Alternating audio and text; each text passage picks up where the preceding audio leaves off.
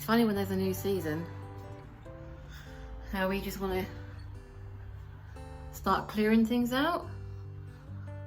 We gain a few kilos in the winter, and we gain a few possessions, and then in the spring we want to get rid of a few, including kilos.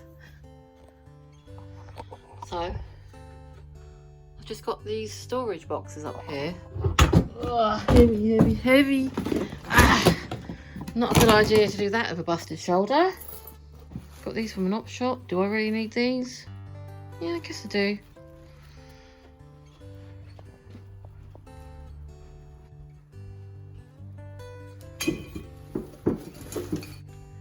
They don't look right, do they?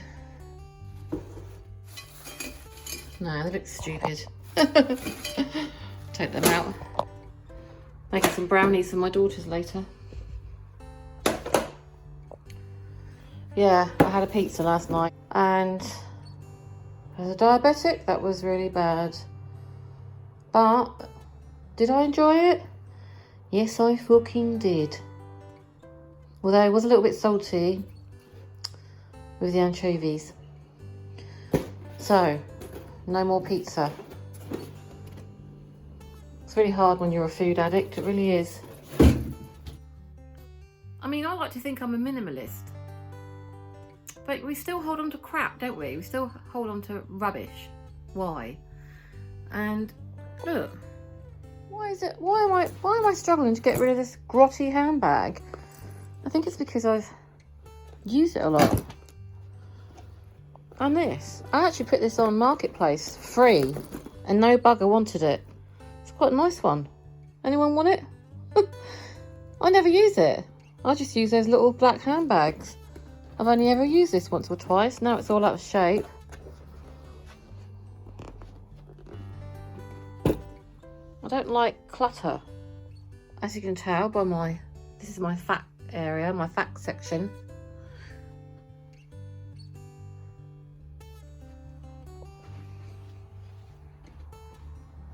Been hiding behind my weight for the last 20 years. And this is my sexy slinky section. You know, my going out stuff. Since I've become bigger, I just don't go out anymore. Look, all these really nice evening outfits. I'm determined to get this weight off me. Really lovely, beautiful, pretty dresses. I'm determined to get into them. Why do we wait till spring to start losing weight? See, in my head it's like I've got 3 months, 12 weeks to lose weight by Christmas. What's happening at Christmas time? Just one day. One day. And one day I just go and see my kids with their dad and his partner. So why do I need to lose weight by Christmas? Because nothing really special is happening at Christmas. Why do we have these weird things in our head that are so illogical when it comes to wanting to make changes? We should be doing it every day gradually, not by Christmas. And when I've got goals to achieve, I seem to get bigger and bigger. I don't know about you. I seem to get bigger and bigger. Oh, I've got 12 weeks to lose weight. Okay, I'll try. I'll do it next week. Oh, I'll do it next week. I'll do it next week. I'll do it next week. Oh, I've got 8 weeks to lose weight by Christmas, even though nothing special is happening at Christmas. It's just crazy. I think these need a bit of a wash, don't you? Another thing to get out for spring. Australian spring is not hot, but I do need a fan next to me, especially at my age. Not quite sure if it's getting hot now or I've hit the menopause.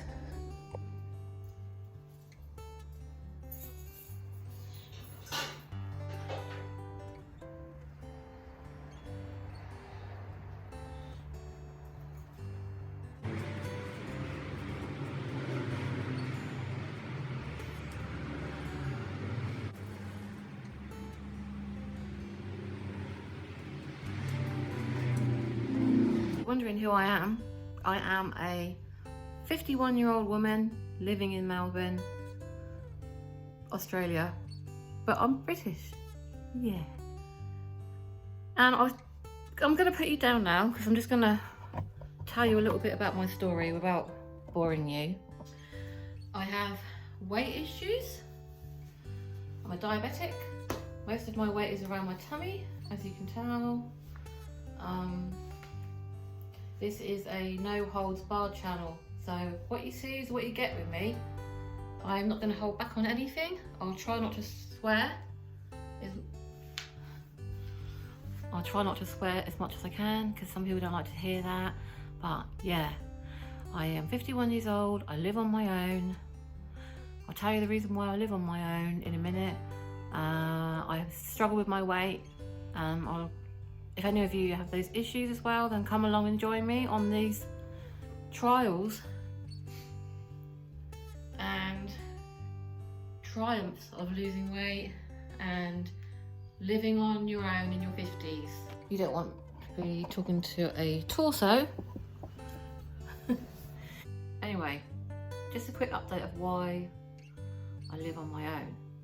So, I have become an empty nester in February, and it was good. My last daughter, I've got 3, 22, 24, 28. My middle daughter, she left home, my last daughter. During COVID, all our lives turned upside down, and so did mine. But I'm not going to harp on about it too much because I don't want people to think, woe is me, woe is me. But it was a horrendous time for me because my whole life turned completely upside down in terms of my living arrangements. So I lived with my daughters. COVID happened. I had to leave the family home because I am a diabetic, and you know what COVID was like in them days. It was horrendous. When I say in them days, so many people dying and a lot of scaremongering. And because in Melbourne we had a very draconian style lockdown. We had 6 actually. We had 6 lockdowns, 2 long ones and 4 mini ones. So I had to leave the family home because I thought I was going to die if I caught COVID as a diabetic. And I moved in with a friend for 6 months. And if you're wondering why there's lots of breaks in between these clips, I have brain fog and I have to really think about what I'm saying. And if I didn't edit all these long pauses out, you'd be sitting there for probably 3 times as longer than what you are right now. Anyway, so I found this place, and it's only a little unit, like a little bungalow, 2 beds. I couldn't afford a 3-bed place, so 2 of my daughters decided to stay with their dad and his boyfriend, or partner I should say, and my middle daughter, she'd already left home like the year before with her girlfriend. I come from a wonderful, beautiful rainbow family, although I'm straight as a die. In case there's any sort of hunky men out there that want to, like, you know, no, I don't think so. I tell you something, it's a fallacy. There's no hunky Australian men.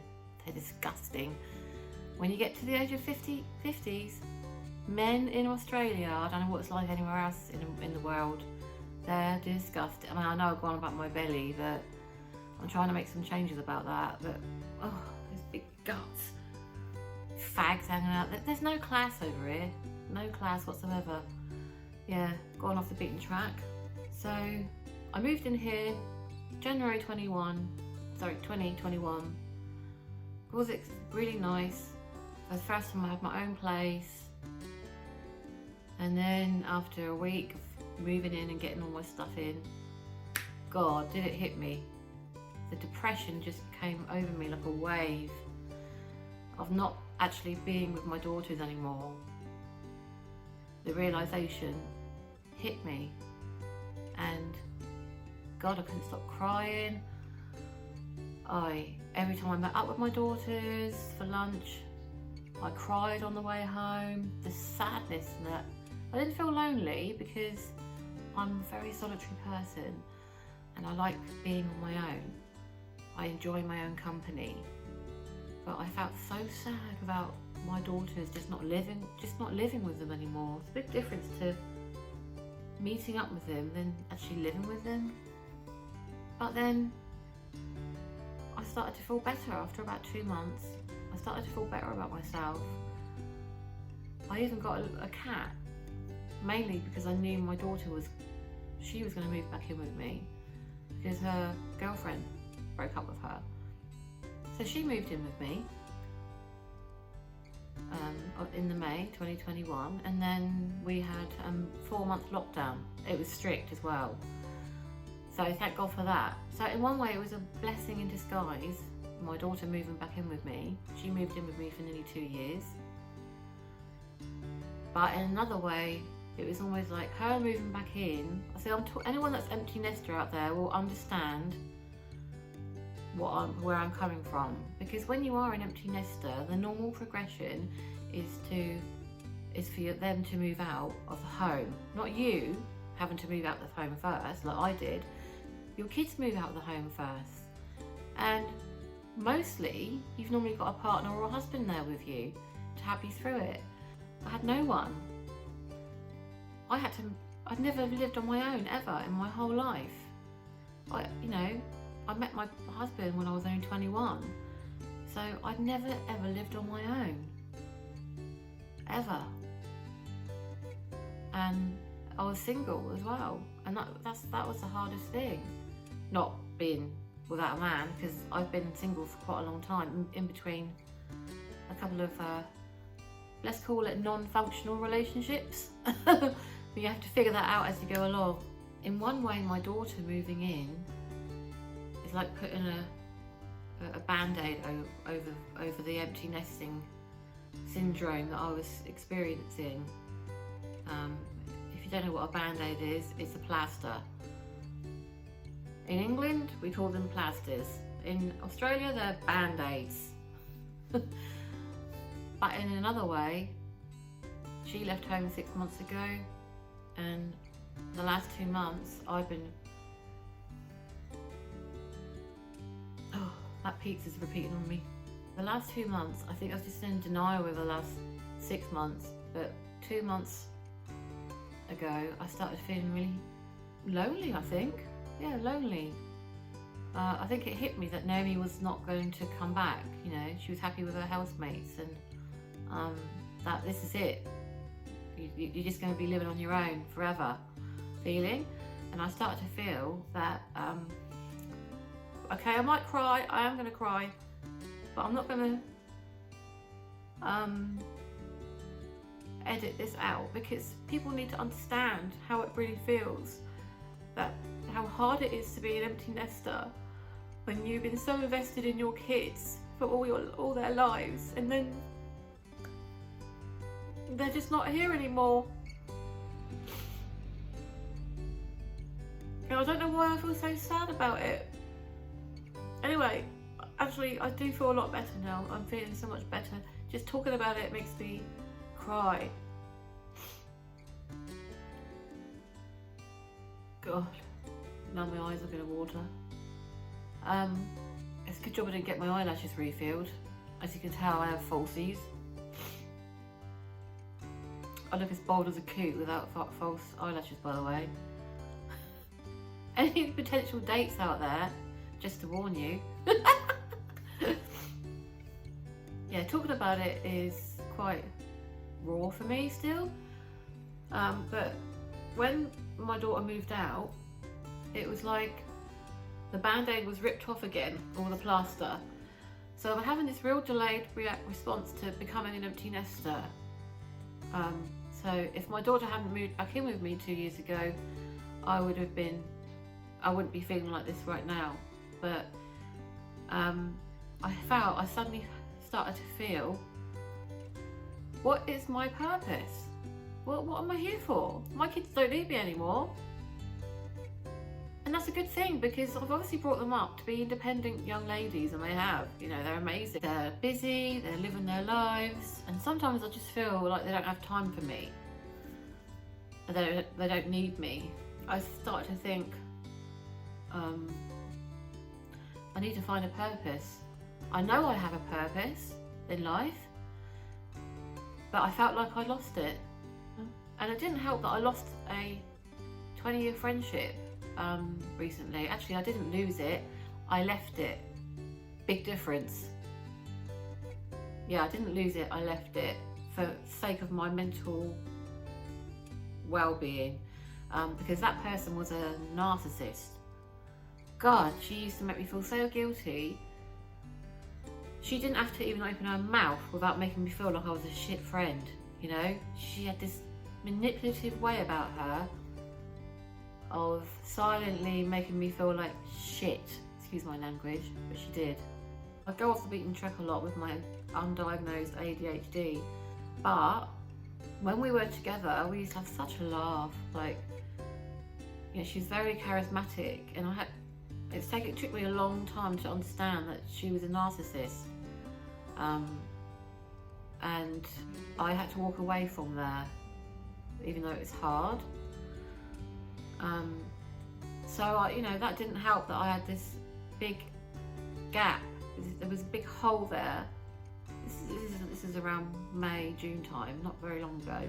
This big hole, because she made me feel that I didn't need to make any other friends, although I have got a few little friends here. I've got another close friend, but acquaintances here and there. She made me feel like I didn't need to make new friends because what we had was so intense, but I just had to walk away from it. I was sick of being made to feel like a shitty friend just because I never called her back when it suited her. I just feel so much more, I miss her, but I feel so much more peaceful. That's all I want in my life now. When you get to your 50s, you do have a lot of awakenings happening to you, you know, probably because of the empty nest syndrome thing. But you start thinking, what am I here for? Why am I putting up with this? I'm more angry at myself for letting that happen for 20 years.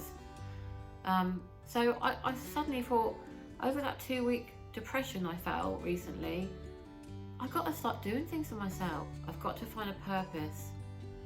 And I think I found my purpose, and one of them is volunteering. If you start feeling sorry for yourself, if you feel sad, if you feel lonely, whatever circumstances you're in, like myself, go and volunteer, because when you start volunteering, the loneliness goes. It does. You start feeling like you found your purpose. I mean, I know I've got a purpose, that is to be of service to others, and if and when I become a grandmother, which might be a long time away, that will definitely be my purpose. And I know that I'll be more needed by my daughters, but they're independent, they don't need me, and that's a good thing. It really is a good thing.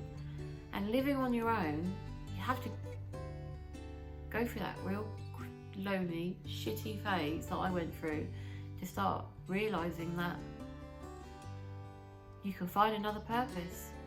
And my purpose at the moment is doing things for myself. I joined a diabetes support group. There's no support out there for diabetes. I've been a diabetic for 7 years, and I've been struggling so hard to get the weight off that I gained during COVID. That was really nice. I mean, they're a lot older than me, but I find that a privilege, just being around the older generation. And losing weight. I formed my own weight loss support group. I don't feel like I need a man in my life at the moment. Just don't feel like they would add any value to me. I'm certainly not a man hater, but let's just say in my 40s, dating in my 40s was one big massive letdown, one big massive disappointment. So when people say the word empty nester, it really is real. The feelings that you feel, the sadness, the pain, it's like it is a grieving process. It's a grieving process not having your kids in your life in the way that they were. So what you got to do? Lay in bed, crying all day like I did for the best part of a week or so? Nah, doesn't work out like that, does it? Oh, wish I never had that pizza last night. Anyway, I've waffled on too much about finding my purpose, but for any of you ladies out there that are struggling with empty nest syndrome, because I just thought it would come and go, but it lingered for quite a long time. But finding a purpose is basically what everybody should have. I'm not just talking about going to work and paying the bills. That is obviously our primary purpose. I'm talking about that feeling you get when you feel like just something's missing. I think everyone has that feeling of something is missing, and it's helping out the community, volunteering. That is what feels that missing piece in your world, that missing feeling that I don't have a purpose. Because without a purpose, we may as well just give up, stop existing. I'm thinking, am I going through a midlife crisis? Is this like a, I can't say the word, existential crisis. That's how I felt. It was supposed to be a quick introduction to my channel and trying to set up my channel, but it ended up being a long one. But this is me in a nutshell. It's supposed to be in the prime of my life, but I'm really gradually trying to make those changes. So come along and join me if you want. I hope you do. If not, I'll just continue talking to myself. I just spent the last 5 minutes trying to find my phone, and I realise it's on my tripod. Is that the menopause, or am I going through the bloody dementia? Go for a walk.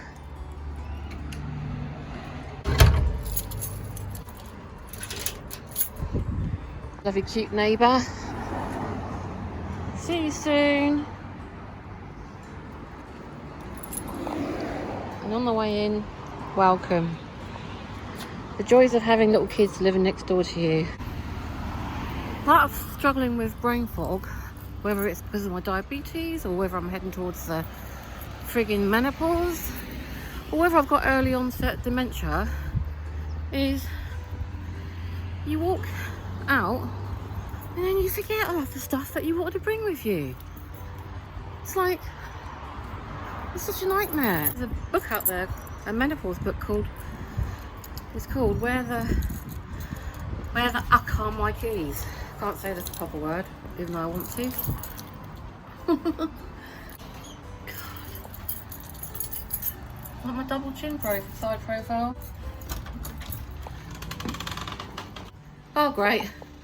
Big massive blowfies just come in. I've got my prescriptions and my nail voucher. This is where I put all my health stuff. Ozempic prescriptions, recipes, cervical smear, do-it-yourself kit. There's my voucher. Free home test bum kit, bum cancer kit. I need to go and do that as well. Oh, there's just so many things to do. Off I go again. I've gone and done it again. I've only got one prescription, not two. So one is for my underactive thyroid that my mother kindly passed on to me, and the other is my diabetic medication that my mother kindly passed on to me. God, I love her. No, I really do. So, back to the house again.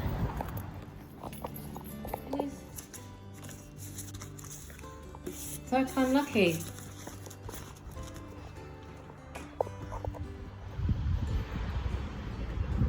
I'm just going for a walk to the local high street to dump off an old handbag, a pair of slippers to the local donation bin. As you can see, where I live, there's a horrendous amount of graffiti. I live near the city, so that's why. So this is quite a nice area that I live in. They're a little bit grungy, hoity-toities. Some of them are a bit stuck up. You know, you walk past them and like, morning, and they just have their head down. And they say the British are very conservative and stiff upper lip. Honestly, with the Aussies, you either hate them or you like them. Actually, no, I shouldn't say that, that's bad. So anyway, I'm going to the local donation bin to dump off a bag and some slippers. My daughter brought them for me for Christmas from Skechers, where she works. But unfortunately, they hurt my bunions.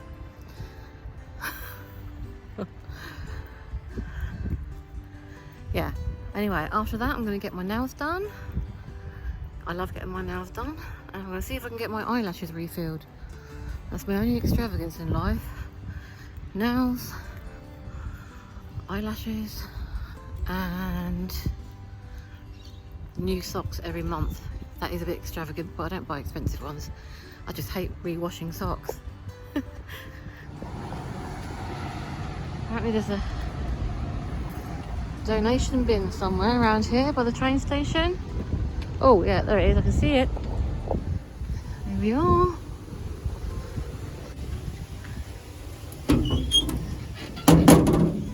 Nothing in there. Got absolutely no idea why there's a great big wooden dog as a monument here, but apparently at night time it's got eyes that lights up, which is I find really creepy. So this is my hometown, the local shops. Now I'm going to get my nails done. I'm just going to go and get my lottery ticket filled in. Hi, how are you? Hi. Hello. I think I won some money. Not a lot though. An old one for the bin? Old one, yeah, throw it away. Okay, thank you. What's the difference? Do I have to pay any difference? Well, I paid you back. Oh, right, okay. You have one more money than the Yeah. ticket. Thanks. See ya.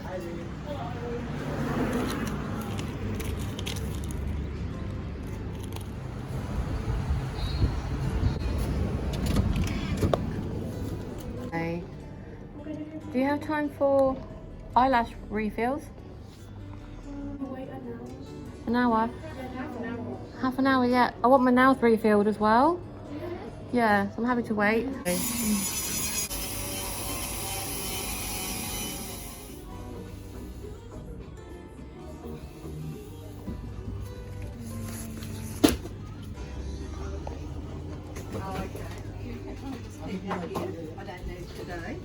But I also get said yes on Friday. There's 2 items. Hello, just those two, thanks. No, that's already on here, so that's fine. Okay, be around 10 minutes. Thanks Did very you want much. a buzzer? Um, I'll come back. yeah, I'll come back. Yeah, Yeah, okay. thanks. I don't like waiting. Is that my not eyelashes? Ooh, I feel like a new lady. The simple things in life, eh? When people don't wait their turn. Got my nails done. Oh my god. Ooh, magpies. They come for you. They swoop on you. Got my prescriptions and some other little bits. Back home now. I think I might go and have another nap. I feel like a new lady. New nails, new eyelashes. So this is the end of the vlog. Come and subscribe if you want. Basically, I'll be talking about what life is like living alone in my 50s. Lots of lifestyle vlogs, fashion vlogs, makeup vlogs, weight loss vlogs. I'm going to do a Wednesday weigh-in, cooking recipes, and just talking a load of crap about, I don't know, life, dating woes, dating disasters. Bloody bags under my eyes. Hay fever season. Okay, thank you everyone for watching. I think I've got 1 subscriber, so I should say thank you, subscriber, for watching. Please don't unsubscribe. Bye everyone. Oh, bye you.